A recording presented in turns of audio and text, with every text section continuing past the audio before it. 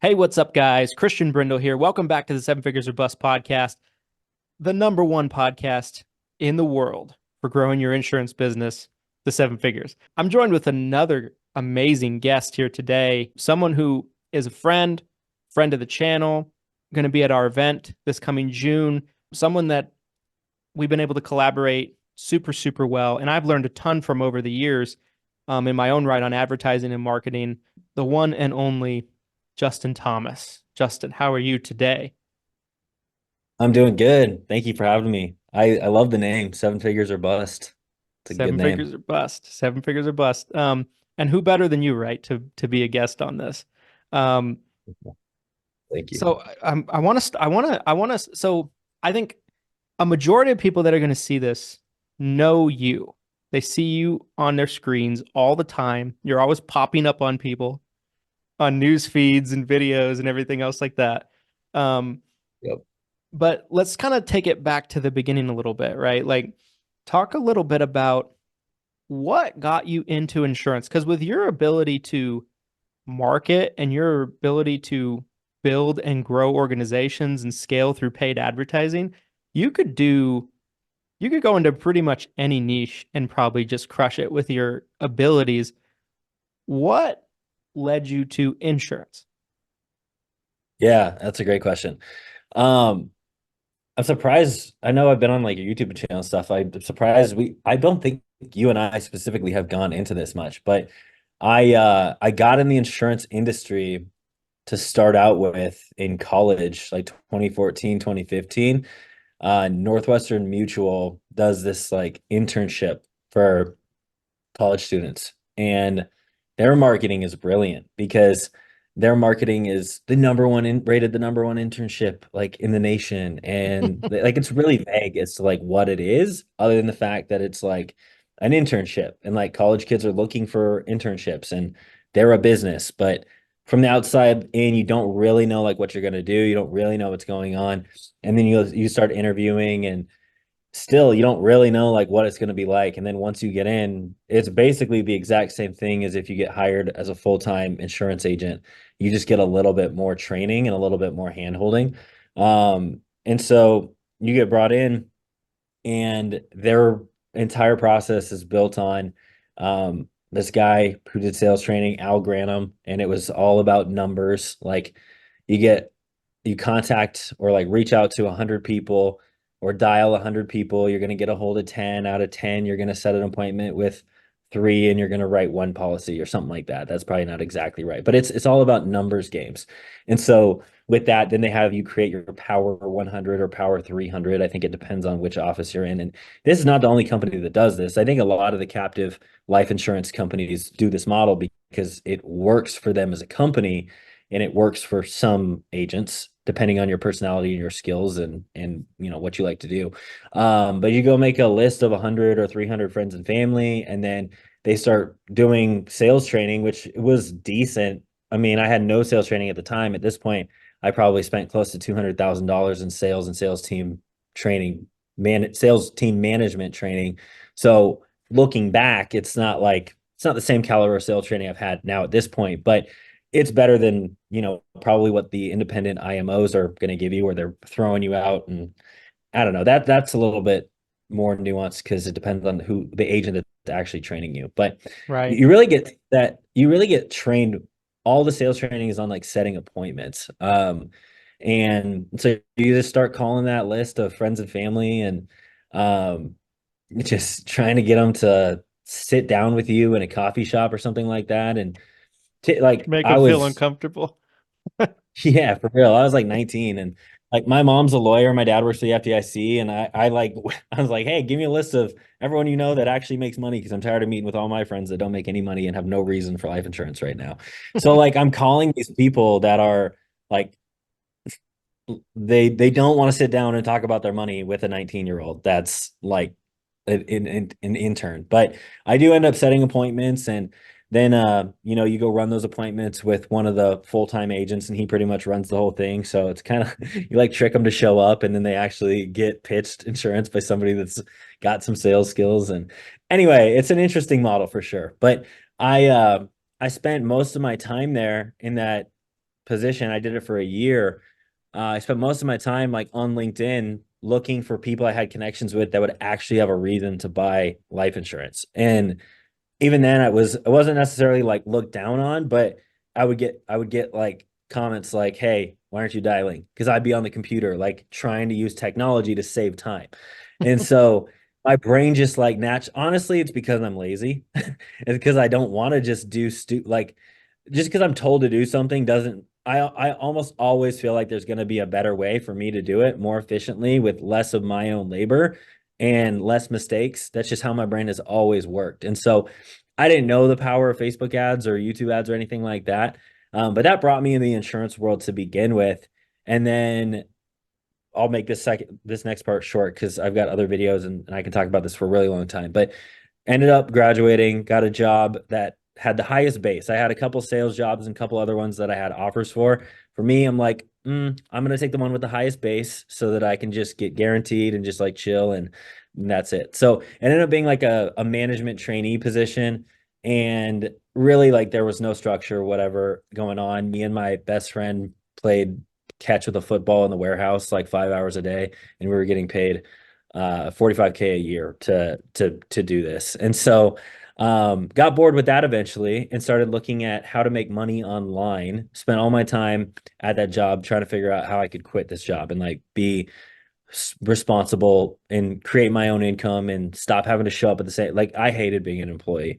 I've been fired from quite a few quite a few jobs in my life. I'm just not meant to be an employee. I got fired from a lifeguard position. Other ones, Did you yeah. let someone Anyway, I'm just drown?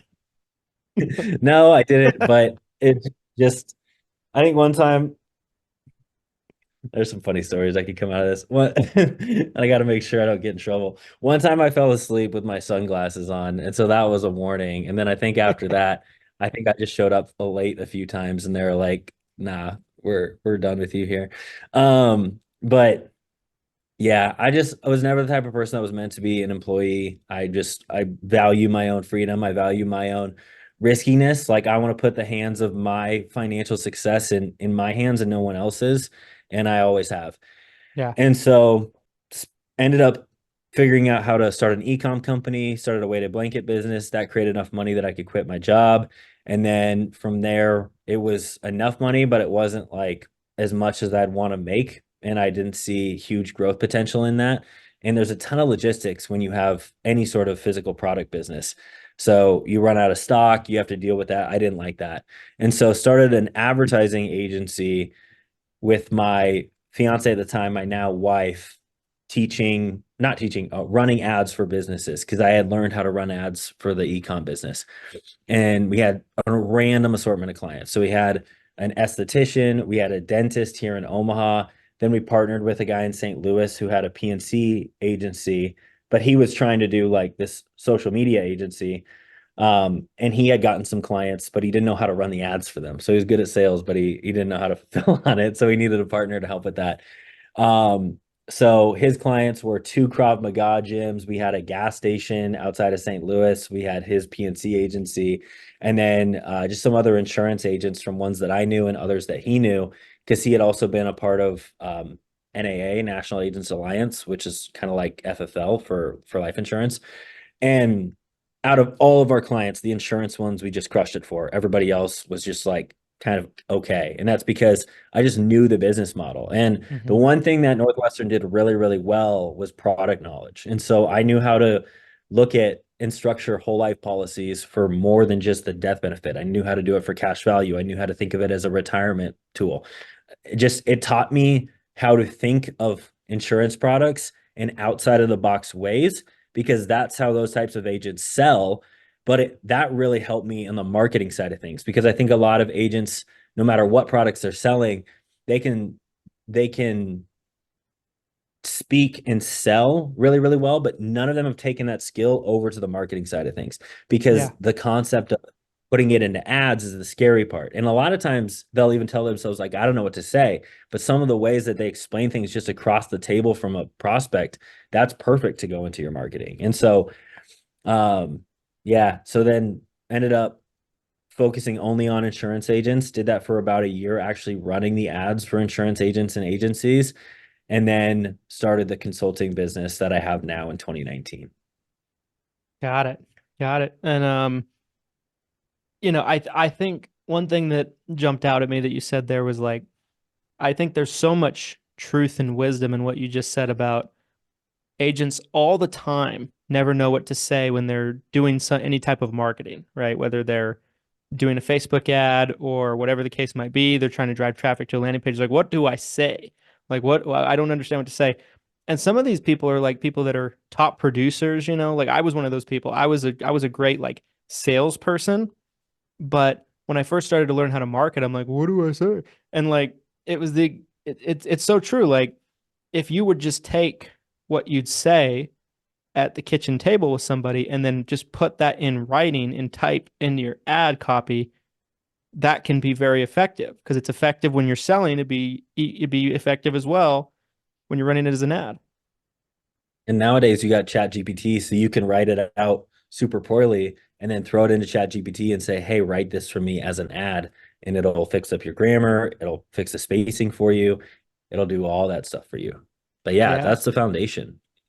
There are other like tricks and structures to copy, but for the most part, copy is sales in words. And so if you know how to sell, you know how to write copy. If you know how to write copy, you can be a marketer, you can be an advertiser. You're probably, and when I say you, I'm speaking to every single person listening to this, you're probably better at marketing and advertising than any agency you can go hire because you know the experiences you have, you know the stories you have, you know the pain points of every single one of your customers. If you've sold like, somebody brand new, maybe not, but if you sold like 10, 20, 50, 100, by the time you have 100 sales, like you're going to beat every external marketer that's going to come and try and represent your business just Yeah. from your experiences. 100%. Like there's been people that we've seen, I think both of us have seen, I won't name any names, of course, but like that have come into the insurance space and they're marketers from other spaces and they struggle. Like Yeah. they're trying to sell marketing, they're trying to like teach agents how to market and that kind of thing, but like they're not from our world. And so like they don't understand the niche, and Yeah. that's super, I think there's so much truth in that because I you know, knowing marketing for your specific niche and kind of zeroing in on that, I think helps you be so much more effective than just like someone who's broad, right? That like tries to teach advertising for anybody. Yeah. Um, Well, even especially, most of your viewers, I would guess, are in the Medicare space. It's even more so important in the Medicare space. So everything I just told you about, that's life insurance. Like that was my intro into the industry. And so for me as a strategic business move, I was like, we can teach agents to advertise for Medicare, but I need to learn it better. And so strategic business move was like, sure, I can go start a Medicare. I already have my license. So I can go take AHIP. I can go learn how to sell this. I can give myself some credibility. I could make a few sales, really get in the heads of these prospects and then teach it. Or I can just go out there and find who's the best person doing this right now. And that's what I did. I went and found Josh on the mastermind side. He's running this webinar, he's doing it. And so by being able to go strategically partner with him, I shortcutted years of me trying to do it myself. But by doing that, I watched his webinar now probably like 50 times. I could probably deliver it myself. I could probably sell a Medicare policy now just by osmosis, by being around it. yep. And no marketing company is going to do that. Like for one-off client that sells insurance, they're not going to sit through that amount of content or whatever is needed to like really know the ins and outs of all the stuff when it comes to Medicare. Yeah. Yeah. 100%. I totally agree. So question that I have for you is like, there's a lot of regulations that are coming out right now, right? Like on so many different fronts. There's Medicare regulations that are coming down, that have come down like every year. It seems like clockwork. We have the SEC stuff coming out. I feel like your trainings and what you're teaching is more necessary right now than it's probably ever been. Not that it's ever not been necessary or useful, but like, do you feel that way too? Do you feel like these extra regulations and these extra tightening on agents and agency owners is ultimately just a good thing for you? Yeah, there's been a couple things since I started this that have been very interesting how they played out. The first one was COVID, when everybody had to learn to go sell over the phone, that really helped us a ton because they don't want to, most agents didn't want to take their in-home direct mail leads that they were all working and then start calling those and try to sell over the phone. That felt really weird to them. And so we had a huge influx of people wanting to work with us to learn how to generate leads that were already prepped for, hey, this is going to be a virtual call. We, depending on the product, you get them a good amount of information before they're even on the first call to make that, to make telesales. I don't even call it telesales the way that we do it, even though it is over the phone or over Zoom. To me, telesales implies that you're like sitting either in your home office or in a call center and you're just dialing. The way that we advertise is people come to you. And so even though it's over the phone, it's just like a normal conversation. But putting things in their ads so that they could have the sales cycle just as short as if they were meeting in person, or even shorter by pre-educating people. And so that was a huge thing. And now, yeah, I'm sure that I'm not probably in the know of every single regulation that you're talking about. I try to listen to some of like the big ones, but for the most part, I don't keep super up to date on those. But one of the ones that I've seen coming across is like the FCC with like buying and selling leads. I mean, I'm imagining that that's going to be pretty huge for us because if whatever, I haven't really read that too much, but I've just heard people talk about that one specifically of like, you're not going to be able to buy leads that like you don't have your name on, that you're not branded. And ideally, if you don't generate it yourself, then it's going to be a lot tougher to have those leads work. And so, yeah, I mean, like it's insurance industry is such a weird industry to me It's true. when other industries and other marketing, because like if I were to just go start a business, I think the first thing first is that like a lot of agents don't think of it as a business. They think of it as a job. And they're already putting themselves at a disadvantage by doing that for the most part, unless LOA and everything's provided. But if you are 1099 and everything's the same as a business, but you tell yourself it's a job, you're already at a disadvantage. So that's the first thing. So realize that like you are starting a business. And then this is where the industry is weird, is that like if I go start like a lawn care business, or if I go start a car detail business, as far as I know, like you can't just go buy leads for those things. Like those types of businesses have to learn how to advertise themselves, because there's not just companies out there that are just generating. Honestly, there may be, but like for the most part with like normal businesses, if you're going to advertise, you have to learn how to advertise yourself and how you're different and your unique selling proposition compared to all the other competitors in the market. But in insurance, leads are such a prevalent thing, and they've been ingrained in the industry for 30 to 50 years that like it's caused the industry to be so sales focused and nothing else focused.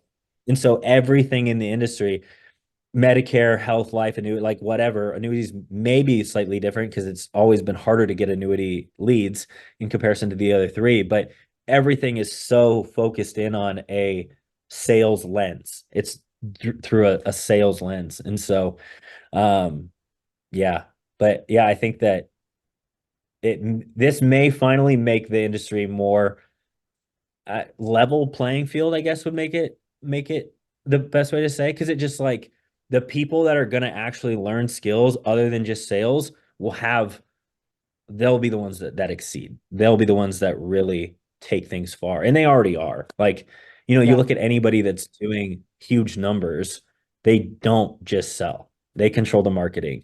They're adding other products. They're advertising themselves. They do more than just sell. This video is brought to you by the 7-Figure Medicare Agent Summit. Guys, have you ever wanted to get around other professionals and the best of the best in the Medicare space if you're a Medicare agent?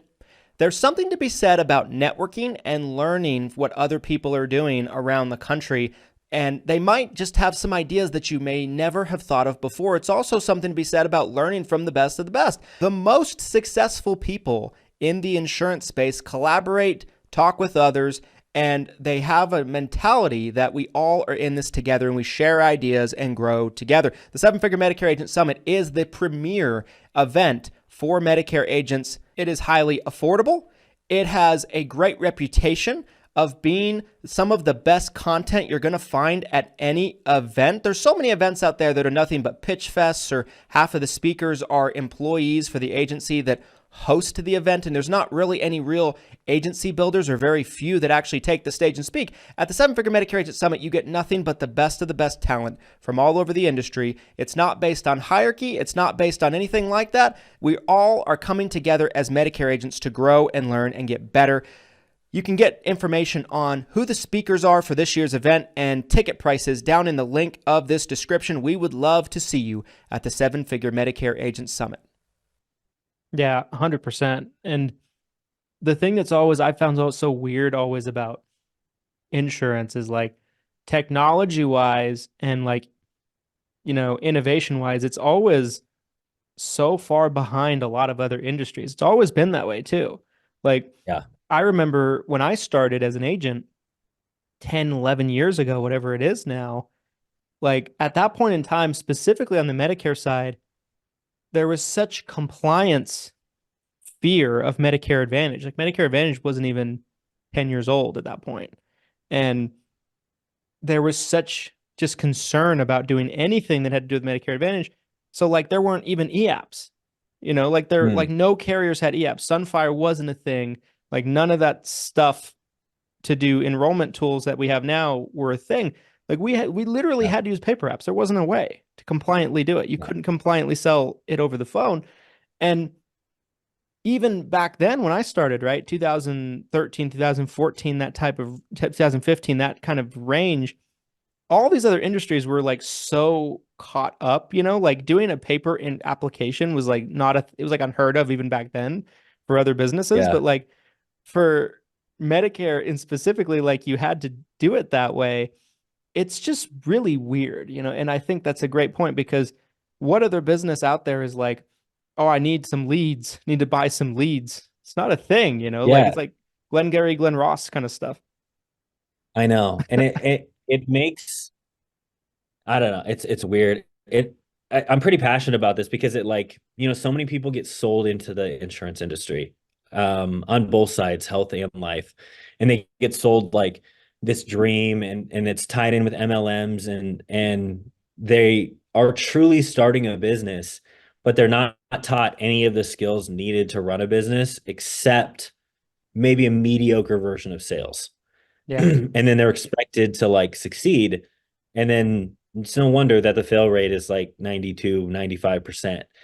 And yeah, I mean, I don't know what will, it's such a big industry. There's so much momentum. There's so many new people coming in every single month through all these huge recruiters.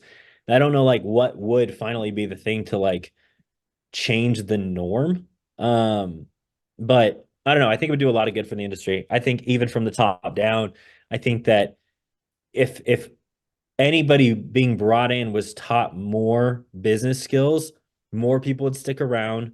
The retention rate of agents would be higher, which would create more revenue for uplines and carriers and IMOs and everything. I don't know. I think that like a lot of them are stuck in their ways, so it'll be really, really hard to move that way. But yeah, I mean, you start, like I said, a lawn company or a auto detailing, and like you're in Facebook groups, you're messaging people, you're putting out flyers, you're doing all these traditional things that like insurance agents can just skip and just say, hey, no, I don't do marketing. That's not a skill that I'm going to do. I'm just going to sell.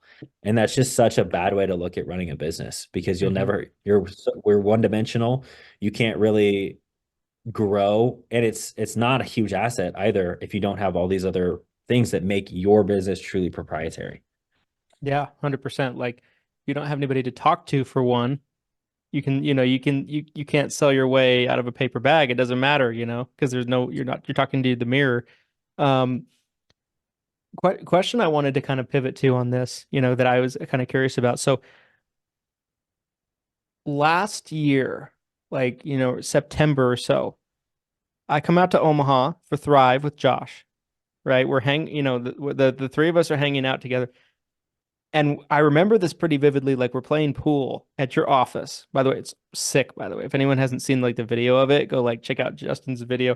It's like him in this giant warehouse office, and like all these things in it. It's just like just him. and he doesn't want to We bring actually people have in. tenants now. We have tenants now. Oh, good, My video good. production team, they occupy the bottom floor. Actually, that's not good because it was so like, oh, like, look at all this stuff Justin has. Um, I know. now it won't be as fun for me to visit, but um, I'll kick it so, out. so anyway, I remember like we're playing pool, we're hanging out, and I don't think I realized. I always thought we were like the same age, or maybe you were a few years older than me, but like Oh, really? I did, and like, and then come to find out, if I remember correctly, like you're under 30 still, Yeah, and I turned 29 in December. so So at such a young age, right? Like all of the knowledge that you have, not just the marketing and advertising knowledge, but the business knowledge you have is vast. You've obviously put a ton of work in terms of learning all this stuff, right? And kind of like educating yourself on business growth, business development, on top of all the advertising and digital marketing skills you have. Were there some people that you kind of credit for being like, I learned the most from like this guy? Is there like a short list of people that you've learned the most from? yeah, I'd say probably the number one most impactful person has been his name's Cole Gordon. His company is called closers.io. It's a very specific he teaches how to do sales and sales team management for consulting businesses like mine. But honestly, the sales training can absolutely be applied to any industry. He just has a niche, just the same way that I have a niche. And he used to work for a company called Traffic and Funnels, and one of the owners of that, his name is Taylor Welch, and I also am in his mastermind. So he's also a mentor of mine. I would say that like between the two, those have been two really impactful people from a actually getting to like go to their events, hear them speak. Mostly everything comes from like the mistakes they've made, which is like what I like to share the mistakes that I've made. It, just knowing what not to do can save you years and Yep. depending on how your business is, millions of dollars. And so that's been huge. Really learning how to manage, learning one, learning sales is great. Once you learn sales, you can make money for the rest of your life whenever you want. From there, so I don't like selling. I got pretty good at it, I would say, but I don't like it. It really drains me to get on one-on-one calls with people, just my personality. But I love listening to sales calls and coaching my team on sales calls. So then the next level up was learning how to manage a sales team. And I think if you can learn how to manage a sales team, you can translate to managing any department in a business. But it comes down to systems. And for me, it's like we the main things that have helped with managing a sales team, and again, I got this from Cole, but we do a sales team meeting every single day, Monday through Friday. Ours right now is at 9 a.m. till 10 a.m. And on that call, we're setting projections based on KPIs that they need to hit. The sales team is going to be around sales. The marketing team is going to be around marketing. But every single team in your business needs to have KPIs, key performance indicators that actually has it's data backing that they're performing in your business. And if you don't have, if you don't have KPIs, if you don't have data that's going to show that they're hitting their numbers, then most likely you're not going to have a high performance team because people, that's where you get into businesses where people just spend half the day being like, yeah, I'm on the computer, but I have no idea what I'm supposed to be doing because I wasn't told to do it. And so they need to Right. have direct KPI. So set projections, and then we're doing coaching and training. And then, dude, salespeople need to constantly be monitored because you'll tell them one thing this week and they'll implement it and then they'll go close like, $50,000 of business that week. And then the next week, they'll go back to the same thing that you just fixed. Yeah. And it just happens. And so like they have to constantly be managed, they have to constantly be coached. And that's where like for me, a downline model is It's I challenging. don't know if I should, Let's just call it like it yeah. is, right? Like it's challenging. Like, I've got a funny so analogy. All right. So I've heard this. I'm not a proponent of communism in any sort of way, but I've heard that people say that, like if communism worked the way that it was supposed to work, then it works well. Same with socialism. But the problem is that like humans are humans, and the second that you take away any sort of um, motivation from them, it all falls apart. Right. And the downline model is the same way. Like the model of downlines, sure, if you had all entrepreneurial type people and they all were responsible for their stuff and they all crushed it, it's an amazing model. But the truth is, out of 100 downline agents, you'll probably have three writing, maybe 10 if you're lucky. And just salespeople in general, they just need to be managed. And so that's why, anyway, I'll digress. We went off on a little bit of a tangent, but Yeah. I think learning to run a sales team has really helped. I think learning to step back and like look at my business. I'm also a part of Dan Sullivan's strategic coach. That's really helped me as an individual. It teaches the concepts of like how you as an entrepreneur can perform at the highest, which then can give the most to your business. So a few things I've learned there is like the entrepreneurial time system, where you either have free days, focus days, or buffer days. Focus day is that whole day is focused on revenue generating activities. A free day, you're not allowed to think about business. And most entrepreneurs, they don't actually have free days. They, at some point on a Sunday or a Saturday, they're thinking about business. And so that's why they get burnt out. And the reason that you want to have full free days where you're not thinking about it is to replenish yourself so you can come back with full energy for the days that you're there. So I don't know. There's just been, I think the reason that I've been able to implement and learn things so fast is because I've paid people to tell me what's important and what mistakes that they've made. And then I've just made a lot of mistakes myself, but I just keep always trying to leverage myself up from the next skill to the next skill to the next skill and bringing I want Insurance Advertising Masters to be a company that's valuable. I really, at this point, and you may have noticed, and anybody else watching may have noticed and will continue to notice that like I'm trying to get away from being the face of it because one, companies have more enterprise value when it's about the company, not a single person. And Yeah. two, I think that there are so many talented human beings that are in my network. And right now we have a copywriter on staff that's better at copy than me. We have a sales director on staff that's better at sales than I am. So if we ever have somebody ask questions on sales, he can come in. I just want my team to be good right now. And I'm just continuing to level up in that way. Just leverage, leverage, leverage is what I keep pushing for. I love it. Good stuff, brother. I could talk to you for another hour. I really could. I want to be respectful of your time, but before we close this thing out, I want to talk about the mastermind real quick. So you mentioned Josh Lustig earlier. You guys are working together on this mastermind. It's essentially designed, from my interpretation, tell me if I have it correct, that everybody in the mastermind is people that are serious people, right? Serious people about their business, entrepreneurial focused, already doing relatively well already, Medicare. to try to grow their business, right? To seven figures, right? To break that seven figure mark and kind of come together and learn and share and exchange ideas. Talk about this mastermind a little bit. Yeah. Yeah. So thank you for that. It's Medicare only. So you have to Okay. be focused on Medicare. The whole point of, I think, a successful mastermind is having the hive mind of multiple different people that are all heading in one direction. And so for us, it's called the Agent Mastermind. And the reason it's called that is because we live by the principle that we want to have a successful business and have time for our family and our loved ones. We want to make a ton of money and have time to do the things that we love. It's not an or world, it's an and world. Josh has been saying that for years. I believe it. I kind of came and put it all together with, some of his ideas and what we were talking about, but that's what we believe. And so if anybody doesn't believe that and they think that it's like everything's about business, it's okay if I sacrifice, you know, my time, maybe I'm going to push off, having a family, whatever it may be that doesn't align with it, then we're probably not a good fit for you because every single person in that mastermind aligns with the and concept. And that's the direction they're heading, is how to have a crazy successful Medicare business and have time to do things that they love.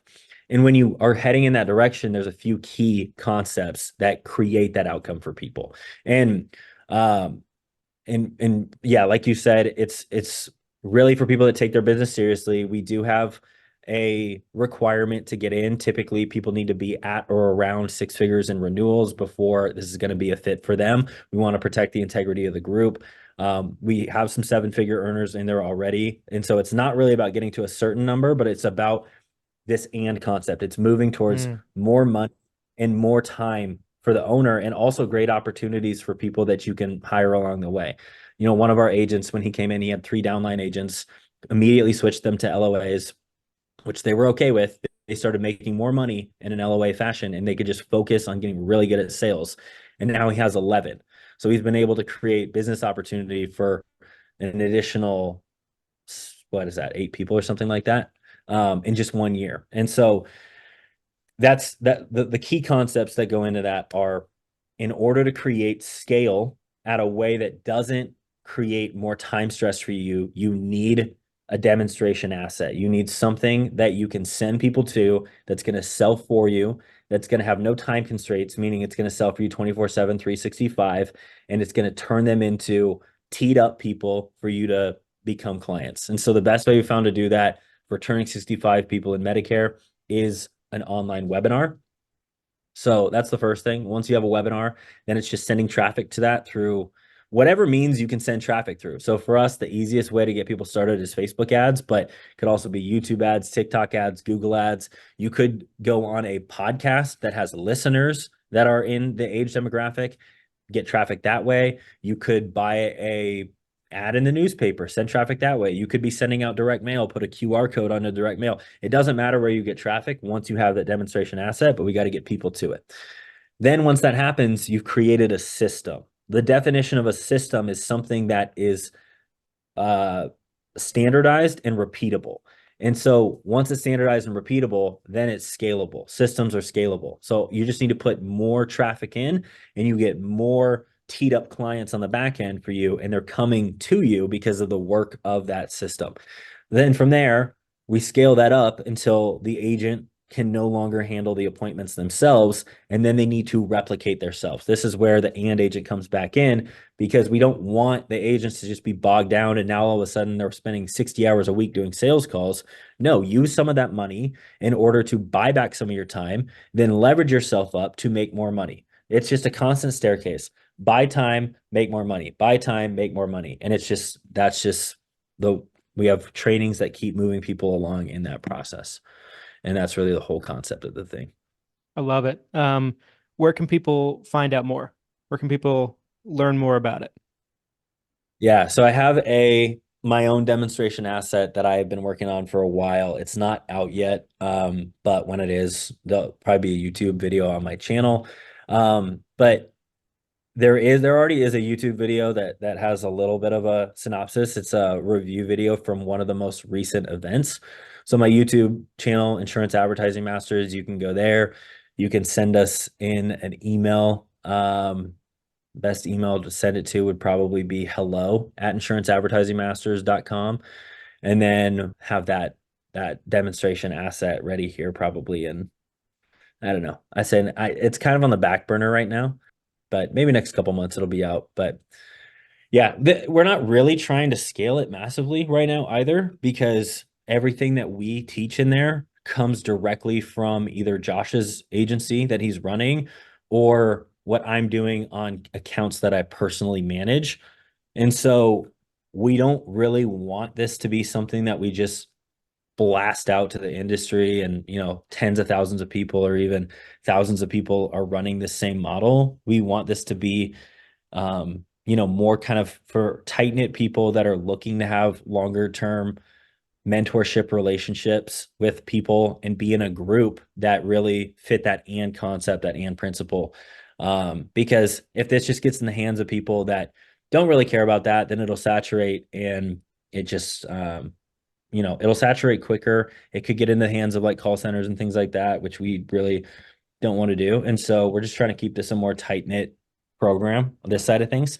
And so that's why we haven't promoted it a ton yet. Got it. Guys, we'll link Insurance Advertising Masters YouTube channel down in the description of this. Whether you're watching on the podcast platform or whether you're watching video on YouTube, we'll have it in the description. So if you want to go check that out, get more information over there, and subscribe to Justin's channel. Of course, it's great content. I watch it as much as I can when he puts out content, and I learn stuff pretty regularly, so like Justin puts out good content. Like it's not just like fluff, it's good stuff. Thank you for doing this, my friend. This was great, as always. This Yeah. is Thank real you for good. having me on. I feel like we could do 10 of these episodes with how much you and I can talk about. We could. Like I genuinely feel that there's like 100 things that we could talk about that we didn't get to, but we'll have to do a part two. 100%. We should do a Joe Rogan style one where it's like 3.5 hours. I would be down, but I'd have to schedule it out, as I'm sure you would too. But I would totally do it. I would totally do it though, because I I think would do it. I think it would be a gold mine for of great information and great content for everybody. Do you smoke cigars? I do. I haven't recently, but I enjoy it. I love it. I love them. Should if the audience desires it, if they feel like that'd be valuable, well, you can either come to Omaha or I'll fly out to Utah. We'll shoot a episode at like a cigar bar or something. It'd be kind I of love fun. it. Guys, if you want to see that, the only way we're going to know about it is by commenting. So like let us know in the comments if that's something that you want to see. And who knows, maybe we'll make it happen. All right, guys, if you like this episode, you want to see more like it, the only way I'm going to know, like, comment, subscribe, give 5-star reviews on podcast platforms if that's where you're listening, and we'll be back with you next time on another episode of Seven Figures or Bust. Thanks, everybody.